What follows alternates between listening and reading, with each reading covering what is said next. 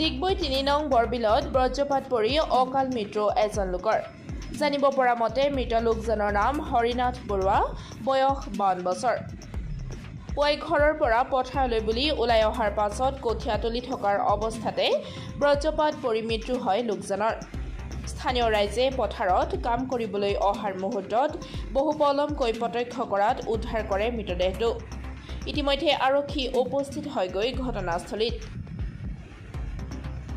ডিগবৈৰ পৰা নিতুমণি শইকীয়াৰ ৰিপৰ্ট, পাব্লিক টিভি অসম।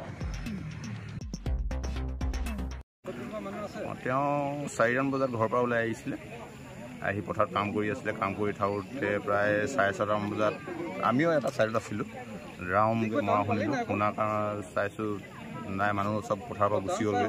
পিছত আহি দেখিছোঁ, এতিয়া মই ঘৰত থাকোঁতে ফোন আহিছে বোলে এনেকুৱা হ'ল। তেতিয়া ৰাতিপুৱা মৰাই হয়।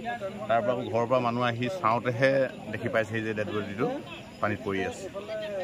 মৃত লোকজনৰ নামটো হৰিনাথ বৰুৱা। কিমানমান বয়স হ'ব? 52।